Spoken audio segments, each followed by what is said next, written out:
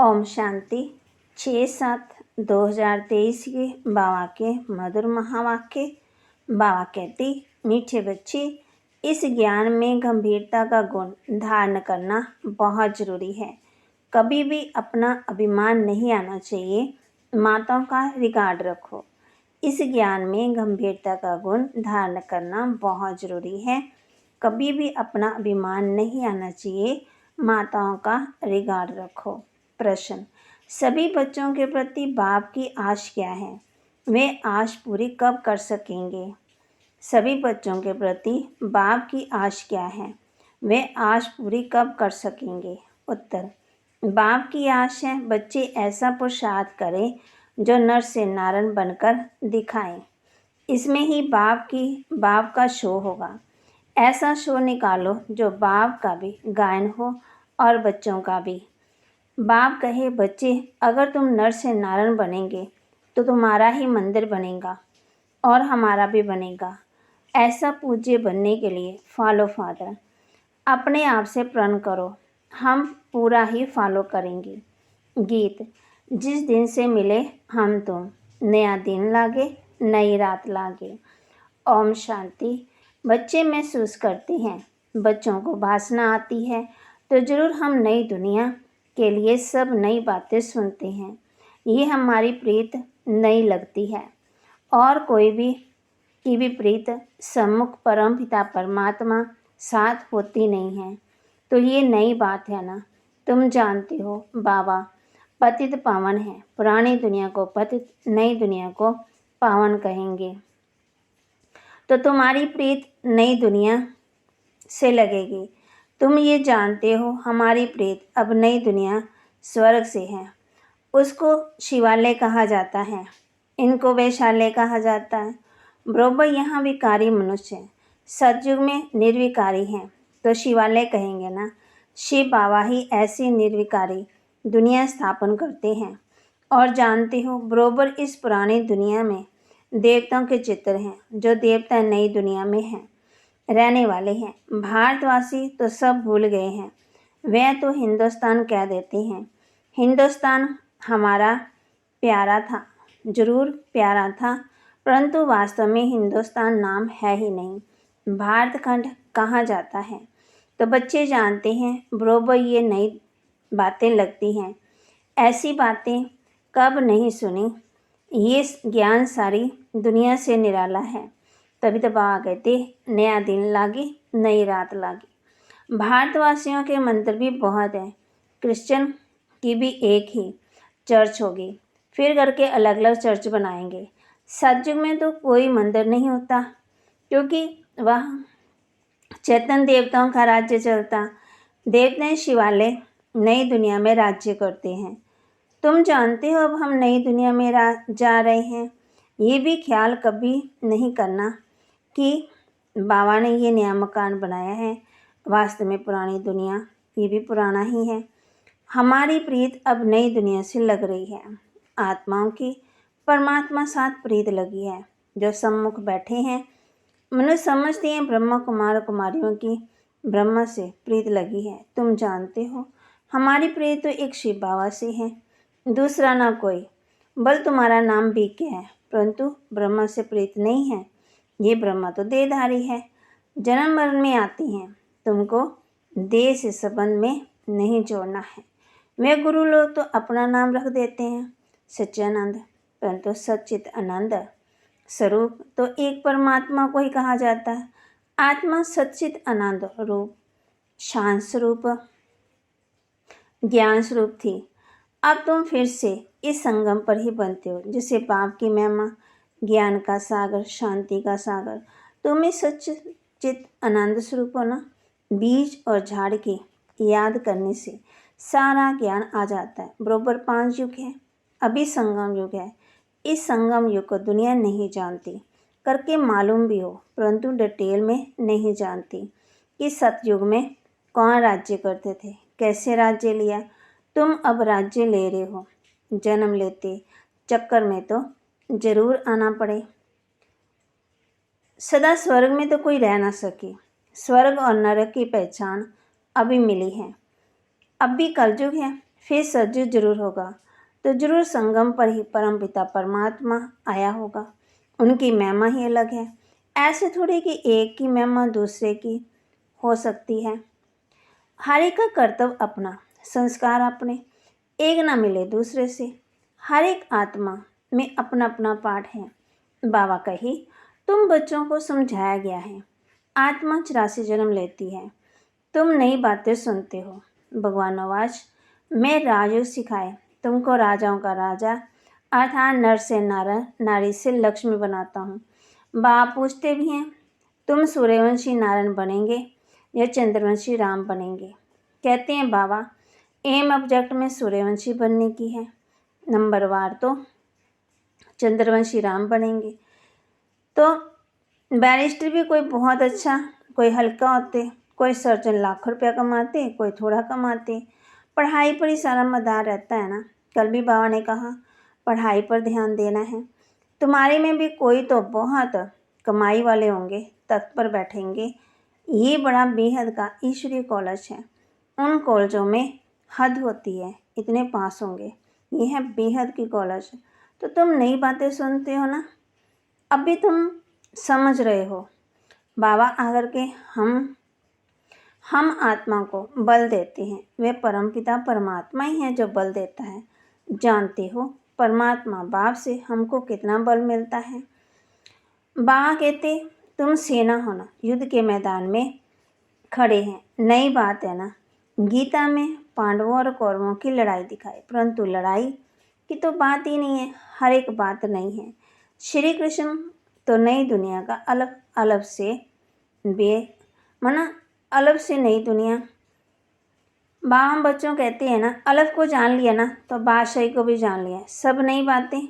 तो लक्ष्मी नारायण और सज्जू की मनुष्य सृष्टि उनके अलग।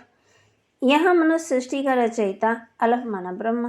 पहले पहले परमपिता परमात्मा अलग, पीछे ब्रह्मा को अलग बनाते हैं, फिर लक्ष्मी नारायण को अलग बनाते, माना ज्ञान देते। यहाँ तुम ब्राह्मण कुल की हो ना, तो बाम बच्चों कह रहे हैं अलग माना अल्लाह, है ना। तो ब्राह्मण कुल का बड़ा ब्रह्मा भी हो गया ना। ब्राह्मण तो बलवा वह भी है। तुम ब्रह्मा कुमार नाम कभी नहीं सुना, गीता में भी ये नाम है ना। तो नई बात है। भारत को हिंदुस्तान कहने से कारण हिंदू धर्म कह देते। अपने प्राचीन धर्म की पहचान नहीं है, जैसे कि देवता धर्म है ही नहीं। अपने धर्म को ना जानने का कहते हैं सब एक ही धर्म है। बल सब धर्म यहाँ रह सकते हैं, जिसको चाहे सो रहे फ्री। सभी धर्म वालों को मान देते हैं। कोई भी धर्म वाले भला आकर रह सकता है। बाहर से बड़े देखो दूसरे धर्म वाले निकालते रहते हैं। तो बाम बच्चों कहते हैं जैसे बाहर कोई भी कंट्री में तो वहाँ इंडियन को निकालते रहते हैं। भारत में वास्तव में प्राचीन देवी देवता धर्म वाला था, वहाँ सुख शांति थी। परंतु वह तो कहते हैं कोई भी आकर है, सब इकट्ठे रह न सके। जहाँ तहाँ धर्मों की बहुत खिटपिट है। कहते हैं भारत सभी धर्मों का है ना, उनको देगा, सब रहने की जगह देगा। इसलिए भारत की महिमा है। जो भी पूजा पाठ है कहाँ पे है, भारत में ही है। अब तुम सभी नई बातें सुनते हो। इस समय भारत में देवी देवता धर्म कोई का है ही नहीं है। हम उस नई दुनिया के लिए पुरुषार्थ कर रहे हैं। शिव बाबा स्वर्ग रचते हैं। यूँ तो ब्रह्मा की संतान सब है, परंतु ब्राह्मण खास गाए हुए हैं। उनकी कब रचना, जरूर संगम पर रचा। वर्ण भी अच्छी रीति दिखाने हैं। हम ब्राह्मण चोटी फिर देवता क्षत्रिय वैश्य शूद्र बनते हैं। तो ये ज्ञान बड़ा गुहे रमणीक है, मुश्किल किसकी बुद्धि में बैठता है। तुम बच्चे इस ज्ञान को अच्छी रीति धारण करो। कभी भी ब्राह्मणी से रूठना नहीं है। रूठ करके पढ़ाई को भी नहीं छोड़ना, नहीं तो रसातल में चले जाएंगे। बाप आया है सुनाने, तो सुनना चाहिए ना। भक्ति मार्ग में कितना नियम होता है। गीता सुनने पूरे नियम से सुनते हैं। मंदिर में भी पूरे नियम पूर्वक जाते हैं, रोज़ पक्का नियम रखते हैं। तुम्हारा नियम तो बड़ा कड़ा है, एक घड़ी आधी घड़ी फिर बढ़ाते रहना है। बाबा को याद करने से बुद्धि का ताला खुलेगा। विचार सागर मंथन कोई शिव बाबा नहीं करते हैं, उनको दरकार ही नहीं विचार सागर मंथन करने की। तुमको दरकार रहती है। किसी को कैसे समझाएं। तो कभी भी रूठना नहीं चाहिए, एक दो को रिगार्ड रखना चाहिए। कई बच्चों की महारथियों का भी रिगार्ड रखना नहीं आता है। ब्राह्मणियाँ जो है वह भी फिर भी मुख्य है ना, 10-12 को आसमान तो बनाती है ना, तो उनका रिगार्ड रखना पड़े। तुम जैसे कि शिव बाबा के एजेंट हो। सभी एजेंट्स एक जैसे नहीं होते हैं, नंबरवार तो होते ही हैं, फिर भी एजेंट्स तो है ना, कोई तो बहुत अच्छी रीति धारण करते, रात दिन सर्विस में तत्पर रहते। शिव बाबा भी यहाँ सर्विस पे आए हैं। बाबा कहते हैं मैं डबल काम करता हूँ, भक्तों की सर्विस करता हूँ। तुम जानते हो सारी दुनिया में शास्त्र का कराने का कर्तव्य कौन करते हैं? बलरामायण में सब पहले से नोट होता है, उसी समय शास्त्रकार होता है। समझते हैं गॉड फादर ने दिव्य दृष्टि से शास्त्रकार कराया। जहाँ तहाँ शास्त्रकार होते हैं, ये शास्त्रकार भी ड्रामा में नोंद है। इसमें बड़ी विशाल बुद्धि चाहिए। ये है नई बातें, सृष्टि का चक्कर बुद्धि में फिरना चाहिए। कोई कोई का ये सुदर्शन चक्कर अच्छा तीखा फिरता है, कोई का कम। तुम सुदर्शन चक्करधारी हो, सर्विस के लिए बुद्धि चलती रहेगी नंबरवार। कोई का सुदर्शन चक्कर फिरता, कोई का नहीं। हवा तो लगती है ना, परंतु कोई तो बहुत तीखा फिरता, कोई का कम, कोई का तो बिल्कुल फिरता ही नहीं है। सुदर्शन चक्कर नहीं फिरेगा तो बाकी क्या पदवी पाएंगे? तो ये नई बात हुई ना, बात समझाते रहते हैं। वर्षा लेना है तो अभी ले लो, नहीं तो फिर पछताएंगे, रोएंगे। टीचर का शो करना है ना, ये कितना बड़ा कॉलेज है, अच्छी रीति पढ़ते हैं तो पदवी भी अच्छा पाते हैं। प्रण करना चाहिए, हम पूरा फॉलो करेंगे, तो नहीं तो फिर बहुत पछताएंगे। तो बाबा कहते सबसे बड़ा कॉलेज है ना, अच्छी रीति पढ़ते तो पदवी भी अच्छा पाएंगे।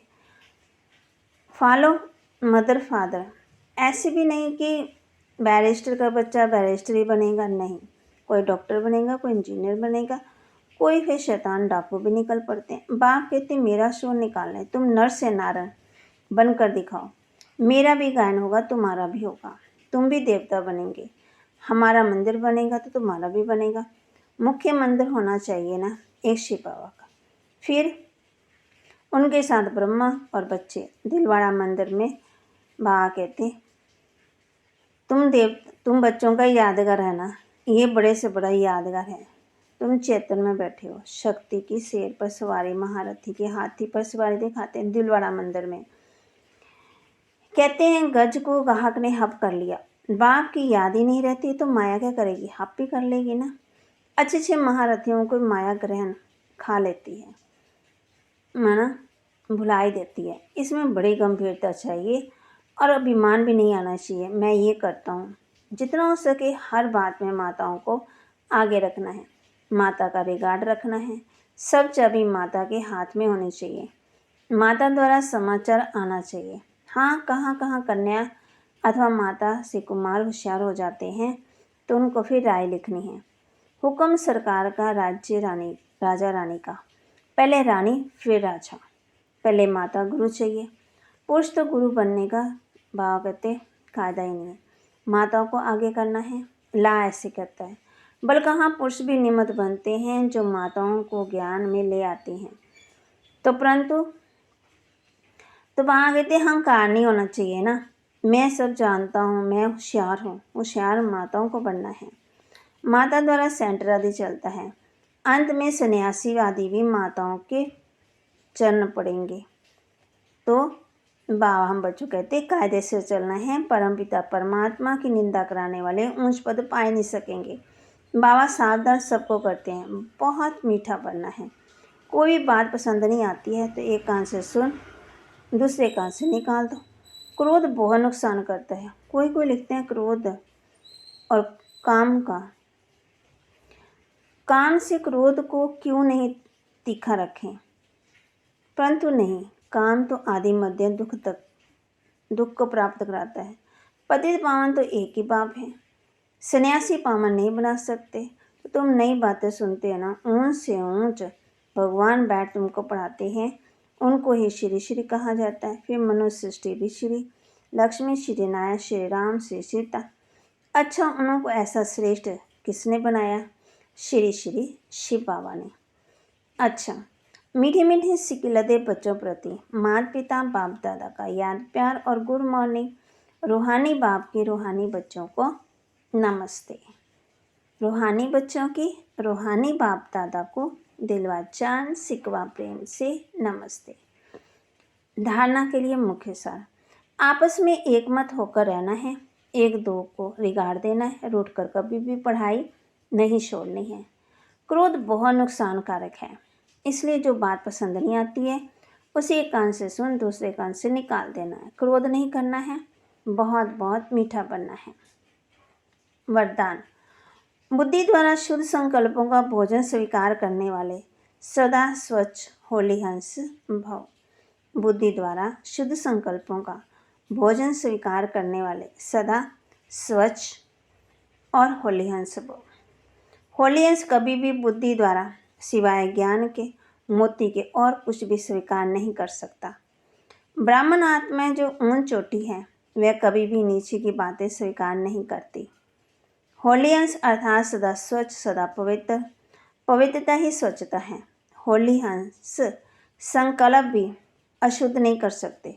सदा शुद्ध संकल्पों का भोजन खाने वाले होली हंस सदा तंदुरुस्त रहते हैं, उन पर किसी का भी प्रभाव नहीं पड़ सकता। किन पर? जो होली हंस है, जो शुद्ध संकल्पों का भोजन स्वीकार करते हैं बुद्धि द्वारा। स्लोगन, अपनी मनसा द्वारा शांति कुंड को प्रत्यक्ष करने वाली शांत प्रिय आत्मा बनो। अपनी मनसा द्वारा शांति कुंड को प्रत्यक्ष करने वाली शांत प्रिय आत्मा बनो। बाबा बच्चों को धारणा के लिए कहते हैं ना, कौन सी धारणा करनी है? आपस में एक मत होकर रहना है, एक दो को रिगाड़ भी देना है, रूठ कर कभी भी पढ़ाई नहीं छोड़नी है। क्रोध बहुत नुकसानकारक है, इसलिए जो बात पसंद नहीं आती है उसे एक कान से सुन दूसरे से निकाल देना है।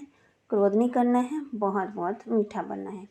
आज हम इन बातों का ध्यान देंगे और बुद्धि द्वारा शुभ संकल्पों का भोजन स्वीकार करने वाले सदा स्वच्छ होली हंस भव। और स्लोगन, अपने मनसा द्वारा शांति कुंड को प्रत्यक्ष करने वाले शांत प्रिय आत्मा भव। ओम शांति।